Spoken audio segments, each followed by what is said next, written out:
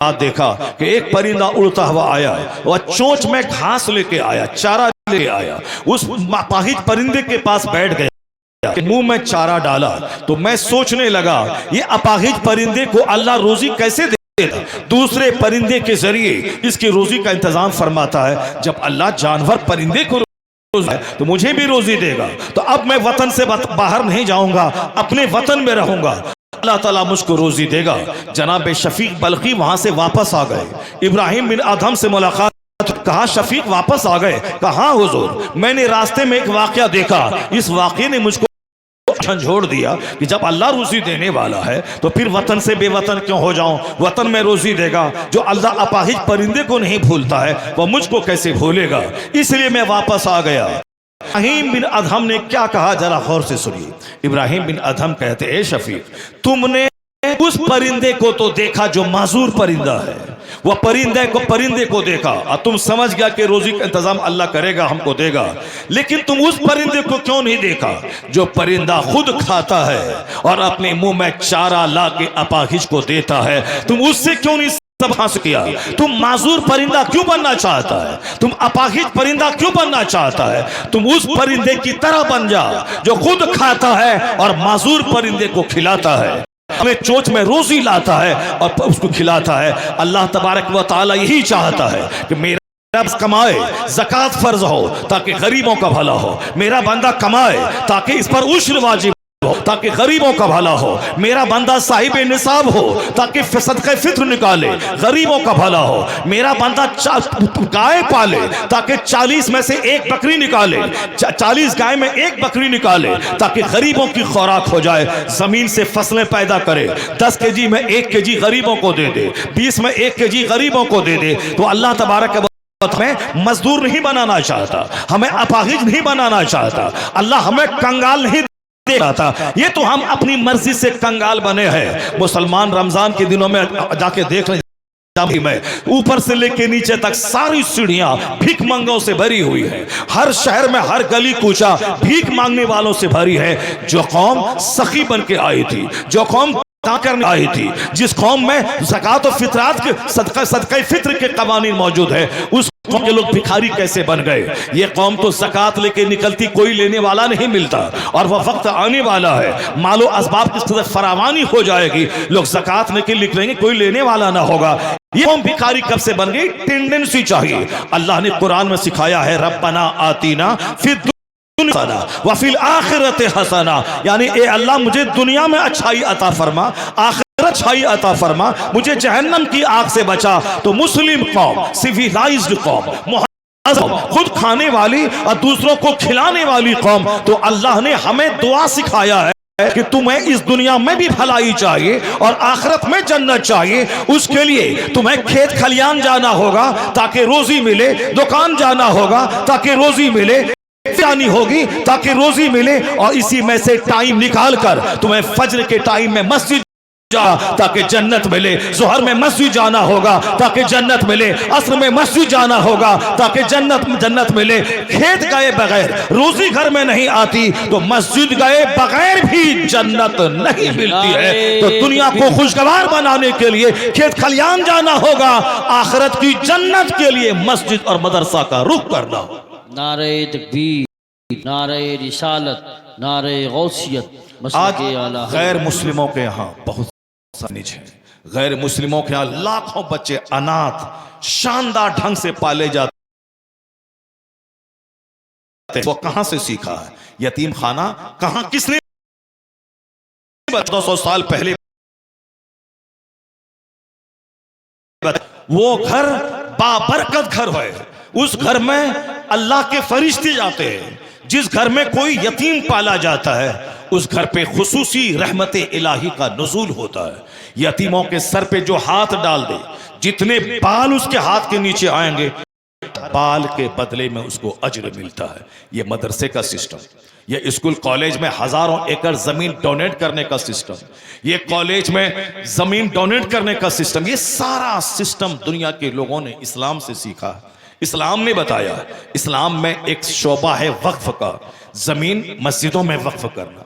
जमीन कब्रिस्तान में वक्फ करना, जमीन मदरसे में वक्फ करना, अपना पैसा लगा के अनाथ यतीमों को पालना, गरीबों मिस्किनों को, इसी को देख देख कर गैर मुस्लिमों ने भी स्कूल और कॉलेज में जमीन डोनेट करना शुरू किया। परसों देखा एक शख्स बोल रहा था कि आज हिंदुस्तान में रेलवे और आर्मी के बाद सबसे जमीन वक्फ की जमीन है, लेकिन मुसलमानों को उससे क्या फायदा होता है? यानी वह भी वही बोली बोल रहा है जो दूसरे लोग बोलते हैं। इससे आम मुसलमान को क्या फायदा? मैंने उनसे कहा कि आम मुसलमानों को क्या फायदा होगा? जमीन जिसने वक्फ किया है, जमीन 100 बीघा है, हमने 10 बीघा जमीन मस्जिद में दे दिया। इसलिए नहीं दिया कि गांव का सारे गरीब उसमें पलेंगे, हमने जमीन इसलिए दिया है ताकि इस जमीन की आमदनी से मस्जिद के अखराजात चलेंगे, इमाम की तनख्वाह होगी, मुअज्जिन की तनख्वाह होगी, मस्जिद की चुनागर्दानी होगी, मस्जिद की मुरम्मत। तो हमने 10 बीघा जमीन मस्जिद के लिए दिया है, ना कि आम मुसलमानों के खाने के लिए दिया है। हमारे बाप दादाओं ने 50 बीघा जमीन कब्रिस्तान के लिए दिया है, तो कब्रिस्तान में मुर्दा दफन होगा।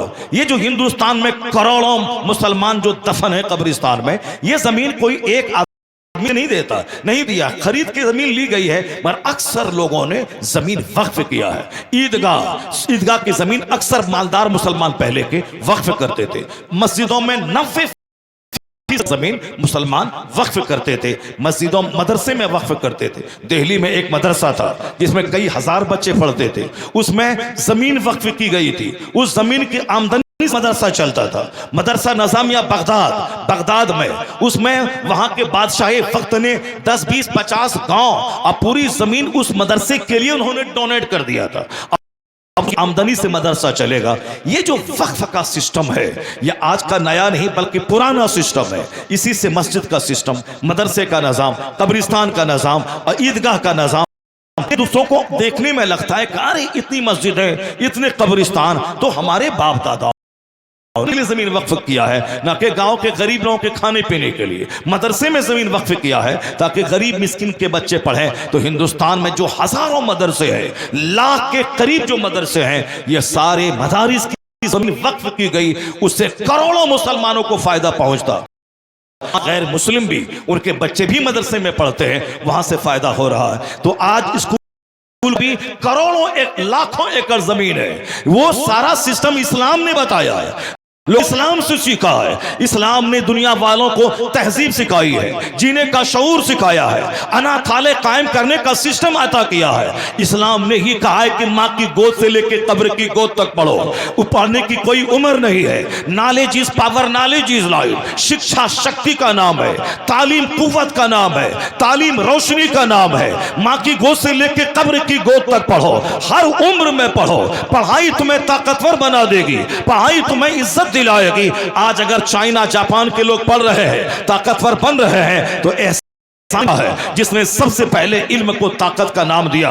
आज अमेरिका अगर पूरी दुनिया में टेक्नोलॉजी का बादशाह है, इस्लाम एहसान का है, जिसने 14 सदियां पहले जबकि एक स्कूल दुनिया में नहीं था, उस वक्त में इस्लाम ने शिक्षा पे जोर दिया, तालीम पे जोर दिया। तो आज सारी दुनिया जहां टेक्नोलॉजी है, एजुकेशन है, शिक्षा है, ये एहसान इस्लाम का है। भले ही हम करें, हिंदुस्तान के चंद लोग इस बात को नहीं माने, मगर यूरोप का दानिश्वर, जहां से जहाज दुनिया को मिला, ये माइक्रोफोन दुनिया को मिला, ये साफ साइकिल से लेकर ट्रेन तक सारी से मिली। हिंदुस्तान का एक दानिश्वर हवाई जहाज नहीं बनाया है, ट्रेन नहीं बनाया है, नहीं बनाया है। ये सारी चीजें अमेरिका और यूरोप के दानिश्वरों ने दुनिया को दिया है। अब वहां का एक कहता है, it must be owned that all the knowledge whether of physics और एस्ट्रोनॉमी और एस्ट्रोलॉजी और mathematics which flourished in Europe from the 10th century was originally derived from the Arabian schools and the Spanish Saracen may be looked upon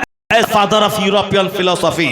वह Christian कहता है, ये जो दुनिया भर में आज साइंस जवान है, यह साइंस को जवानी मदरसों ने दिया है। मदारिस के असातिज़ा जो फिक्र और रिसर्च पे जोर देते थे, स्पेन के मदरसों में जहां तहकीक और रिसर्च सिखाया जाता था, जहां यहूदो नसारा के बच्चे पढ़ते थे, इस्लामी तहजीब जब परवान और जब किताबें सारी दुनिया में फैली, तो लोगों ने उसी जमीन पे रिसर्च करना शुरू किया। तो किसी ने हवाई जहाज दे दिया, किसी ने माइक्रोफोन दे दिया, किसी ने टेलीविजन दे दिया, किसी ने रेडियो दे दिया, किसी ने कंप्यूटर दे दिया, किसी ने मोबाइल दे दिया।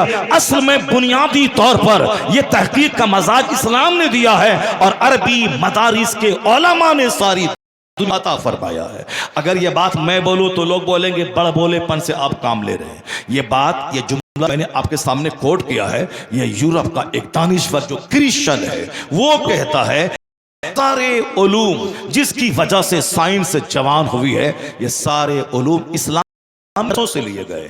इस्लामी मदरसों के पढ़ने वाले पढ़ाने वाले असातिज़ा ये यूरोप की साइंस के बाप कहे जाने के मुस्तहिक हैं। ये उन्होंने कहा है। चूंकि पहले मदरसे और स्कूल अलग अलग, ताजमहल का इंजीनियर मदरसे का पढ़ा हुआ, हवाई और जामा मस्जिद दिल्ली बनाने वाला इंजीनियर इसी मदरसे का पढ़ा हुआ, लाल किला कुतुब मीनार का इंजीनियर इसी मदरसे का पढ़ा हुआ। चूंकि हम लोगों ने मदरसों को आज गरीबों के बच्चे के पढ़ने की जगह समझ लिया और इंडिया में कब्जा किया, उन्होंने मुसलमानों की ताकत को तोड़ने के लिए स्कूल कॉलेज का मदरसे का सिस्टम अलग कर दिया ताकि धार्मिक शिक्षा मदरसे में हासिल करें, ताकि जो लोग मदरसे में पढ़ें वो अपाहिज हो जाए, वो अंग्रेजी ना जाने, वो साइंस ना जाने, केमिस्ट्री ना जाने, वो सोशल स्टडीज ना जाने, मदरसे में सिर्फ वो धर्म रहे और कंगाल बन के रहे। और स्कूल कॉलेज में पढ़ने वाला वो कुरान नहीं जाने, वो हदीस नहीं सीखे, वह मॉडर्न एजुकेशन के चक्कर में रोजी रोटी की तलाश में वो रहे, वह भूल जाए नमाज। यानी मदरसे के लोगों को भी माशी तौर पर कमजोर कर दिया जाए और स्कूल कॉलेज में जो मुसलमान के बच्चे पढ़ें उसको मजहबी तौर पर कमजोर कर दिया जाए। अंग्रेज अपने प्लान में कामयाब हो गया। आज जो लोग स्कूल कॉलेज में पढ़ते हैं वो डीएम तो बन जाते हैं, एसपी तो बन जाते हैं, मास्टर तो बन जाते हैं, लेकिन वो आखिरत को भूल जाते हैं कि मरने के बाद मेरा क्या होगा।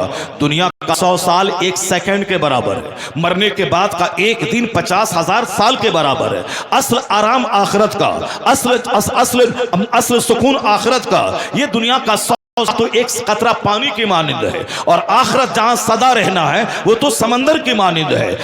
दुनिया में खुशहाल रहने के लिए 10% मेहनत की जरूरत है और जन्नत जाने के लिए 90% मेहनत की जरूरत है। क्योंकि दुनिया में 100 साल के अंदर ही दुनिया छोड़ के जाना है और जहां जाना है वहां कभी नहीं छूटना है। आखिरत सदा की आखिरत है, वहां मौत को ज़बह कर दी जाएगी। जहां सदा रहना है, आग है तो आग है, जन्नत का बाग है तो बाग है। इसलिए मुसलमानों को 99% के बाग पे गौर करना होगा, आखिरत की भलाई के बारे में सोचना होगा, जहां सदा रहना है उसकी फिक्र करनी होगी। ये सारी फिक्रें अंग्रेजों ने हमारे दिमाग से निकाल दिया। अब हम रोजी रोटी की फिक्र में लग गए। बच्चा इंजीनियर बनेगा, कमाएगा खाएगा, डॉक्टर बनेगा, कमाएगा खाएगा, मास्टर बनेगा, कमाएगा खाएगा।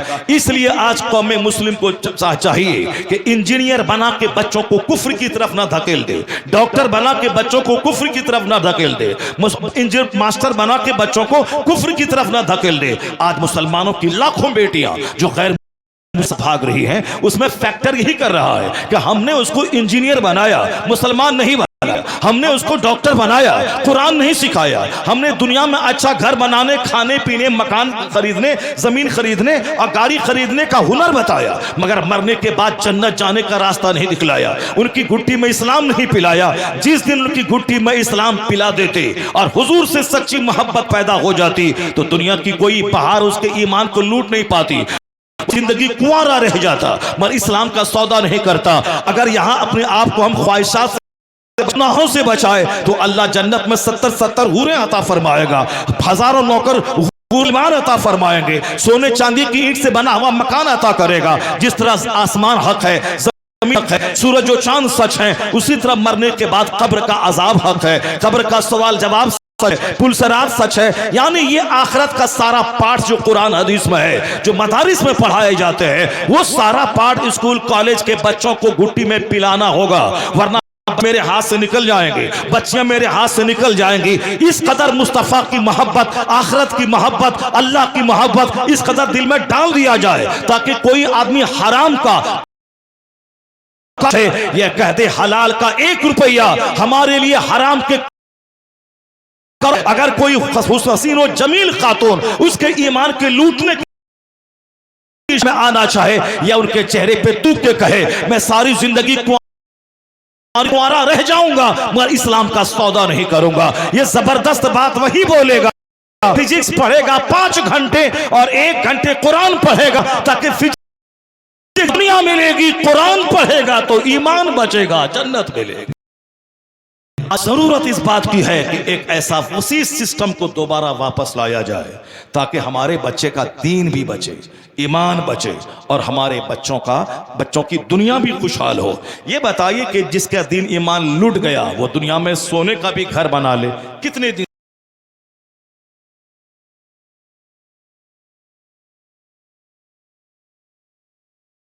तक चले जाना है। तो दुनिया की चंद दिन की खुशहाली के लिए ईमान लुटा के, नमाज लुटा के, रोजा लुटा, ये कामयाबी नहीं। कामयाबी वो है कि बाल बच्चों को पाले अपना ईमान बचा के, घर मकान बनाए अपना ईमान बचा के, गाड़ी खरीदे अपना दीन बचा के, वो अपनी जमीन खरीदे दीन बचा। दीन बचेगा कैसे? मदीने की उस खातून से पूछिए जो मैदान उहद में शहीद हो गया, उनके 4 जवान बेटे शहीद हो गए, लेकिन जब खबर फैली कि इस्लाम के पैगाम कर दिया गया, वो दीवाना वार अपने घर से बाहर निकली, लोगों से पूछने लगी, ये बताओ मुस्तफा कैसे है? कहा तेरे शौहर का इंतकाल हो गया। कहा इन्ना लिल्लाहि व इन्ना इलैहि राजिऊन। बताओ मुस्तफा कैसे है? कहा तेरा बड़ा बेटा शहीद हो गया। कहा इन्ना लिल्लाहि व इन्ना इलैहि राजिऊन। बताओ मुस्तफा कैसे है? किसी ने कहा तुम्हारे 4 बेटे शहीद हो गए। कहा इन्ना लिल्लाहि व इन्ना इलैहि राजिऊन। बताओ मुस्तफा कैसे है? जब कहा गया हुजूर सही सालिम है, उनकी शहादत की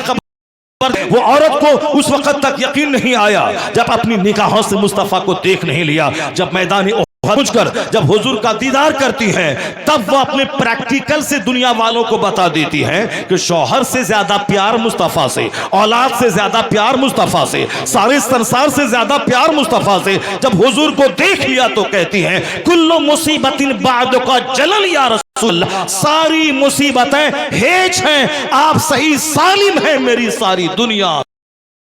यह है औलाद से ज्यादा मोहब्बत मुस्तफा से, और शौहर से ज्यादा मोहब्बत मुस्तफा से, चूंकि मुस्तफा ही जाने ईमान है, वही असले ईमान है। होते कहां खलीलो बिना काबो मिना लौलाक वाले साहिबी, यह सब तुम्हारे घर की है। हमें रमजान ईमान कहां से मिलता, हमें काबा कहां से मिलता, हमें मदीना कहां से मिलता? ये सारी बहारें मुस्तफा जाने रहमत के कदमों की बरकतों से मिली है। इसलिए हुजूर से मोहब्बत जब होगी तो इलाके की सर्दी को नहीं देखेगा, गर्मी को नहीं देखेगा, वो हमेशा हुजूर के फरमान पे। आज जरूरत है कि सबसे ज्यादा इसी टॉपिक पे बात किया जाए। दुनिया की बात कर ही रहे हैं, आखिरत पूरे कुरान के हर चैप्टर में आखिरत की बात भरी है, हदीस के हर चैप्टर में आखिरत की बात भरी है। हुजूर कहते हैं ला तज़ूलु क़दमा अब्दी हत्ता युसअल अबैन, जब तक 4 सवाल बंदों से नहीं होगा, कयामत के दिन 1 इंच अपनी जगह से हट नहीं पाएगा। पहला सवाल होगा अन उमर ही फीमा अफना, ये जीवन तुमने किस काम में लगाया? सिर्फ जमीन अर्जित करने, मकान बनाने, दुनियावी आन शान तलाश करने, किस काम में तुमने ये कीमती जिंदगी लगाई? ये जवाब देना होगा। 1 इंच बंदा हट नहीं पाएगा। दूसरा सवाल होगा अन शबाब ही, यह जवानी तुमने कैसे गुजारी? जवानी कैसे मौज मस्ती में गुजारी, खेल धूप में गुजारी, तमाशा तफरीह? जवानी दीवानी होती है, कैसी दीवानी? कैसे तुमने जवानी गुजारी? बचपन तो खेल तमाशा, बुढ़ापे तो 1 दर्जन बीमारी, क्रीम पीरियड है वो जवानी का, तो ये जवानी कैसे? सवाल होगा अम्माल ही मिन ऐना इक्तसबहु व फीमा ग़ज़ाहु, about your wealth, from where you earn this, in which ways you spend this, माल कहां से कमाया? जुआ खेल के कमाया, सट्टा से कमाया, लाठी का टिकट बेच के कमाया, दूसरों की जमीन हड़प के कमाया, कैसे कमाया? जब तक बंदा जवाब नहीं देगा 1 इंच अपनी से हट नहीं पाएगा। यह दुनिया के 100 साल 1 सेकंड है, पानी का 1 कतरा। इसलिए हमेशा नजर उस पे रहे कि हमें कयामत में कैसे हिसाब देना है और कहां खर्चा किया, यह भी हिसाब देना है। कहां खर्च तुमने, सिर्फ माल बनाने, सिर्फ घर बनाने, शादी ब्याह में की तरह बहाने कि पैसा मेरा था, मैं जैसे चाहूं खर्च करूं। पैसा तुम्हारा नहीं है, करोड़ों लोग भिखारी हैं। अल्लाह ने तुम्हें पैसा दिया है, इसका मतलब है अल्लाह ने बड़ी जिम्मेदारी तुझको दी, ज्यादा हिसाब होगा। हज फर्ज हुआ था 25 साल पहले, तुमने 25 साल बाद हज तुमने क्यों किया? ज़कात फर्ज हुई थी 1 करोड़,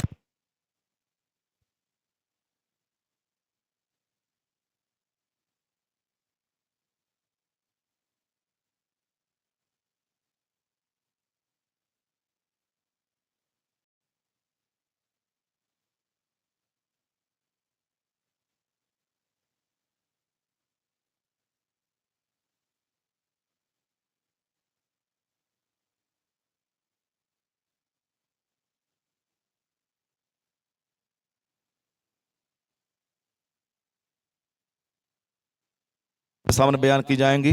पहले तो 4-4 घंटे लोग तकरीर सुनते हैं मेरी, उसके बाद भी लोगों का पेट नहीं भरता है। लेकिन चूंकि अभी तो इजाज़त आपको मिली नहीं है और फिर वक्त का सवाल है, इसलिए मैं अपनी अधूरी तकरीर को इंशाअल्लाह फिर अगर कभी मौका मिलेगा तब मैं आपके सामने बयान करूंगा। ये मदरसा साहब ने कायम किया है, इस मदरसे को परवान चढ़ाना, अपना कीमती अच्छा मशवरा देना, ये आप सबका फर्ज बनता है। इसको ताउन दे। जितने लोग यहाँ बैठे हुए हैं, जगह जितने लोग यहाँ हैं, अगर कोई ये चाहते हैं कि वसीम साहब के इस मिशन में आप, जब मैं देखते लूं कि साहब मैं उत्तर प्रदेश के रामपुर जिला के इस गांव में मैं हूं, धीरज नगर में, मैंने लोगों को देखा वहां अपने गले से इदारे को परवान चढ़ाने के लिए उन्होंने दिया। जितने लोग यहाँ बैठे हैं, अगर कुछ कार्य गौ से पाक के तरफ मंसूब करते हुए 11,000 रुपए की छोटी सी रकम मौलाना को तनहा नहीं छोड़ना। इनको अब एक नया पैटर्न का मदरसा में 5 घंटे पढ़ेंगे, यहाँ 1 घंटे पढ़ेंगे, वहां दुनिया सीखेंगे, यहाँ दीन सीखेंगे। बच्चियां हमारी स्कूल में पढ़ेंगी, वहां दुनिया सीखेंगी। चूंकि दीन फर्स्ट एंड फॉरमोस्ट है, इसलिए मदरसे को सिर्फ गरीब के पढ़ने की जगह नहीं समझना है। कोई भी मालदार हो या गरीब, किसी का बच्चा मदरसे से वंचित न रहे, नहीं रहे, सबको पढ़ना है, सबको मदरसे में जबरदस्त ढंग से ताउन देना है। आज तो जो दिया सो दिया, हम गहरा मजबूत ताउन मदरसे को देना। पहले जमाने में लोग 10-10 बीघा जमीन देते थे, आपको अल्लाह ताला जब से कमाई बरकत दे, 10,000 दे दें, 11,000 दे दें, बच्चों को खाना देते हैं, बच्चों को कपड़ा देते हैं, कोशिश करें आज 100 बच्चे रहें, हॉस्टल कायम हो जाए, आला तालीम हो जाए। ऐसा होगा तो आप मर जाएंगे, आपकी नस्लें आपके लिए मगफरत करेंगी। मदरसे की बदौलत गांव पे खुसूसी रहमतें नाजिल होंगी। जहां बच्चे दिन रात कुरान पढ़ते हैं, यह जाहिर सी बात है वहां से बेशुमार बलाएं टलती हैं, बेशुमार मुसीबतों का खात्मा होता है। मैं उम्मीद करता हूं कि गांव के सारे लोग, जो आप आज नया मदरसा है, उसके बावजूद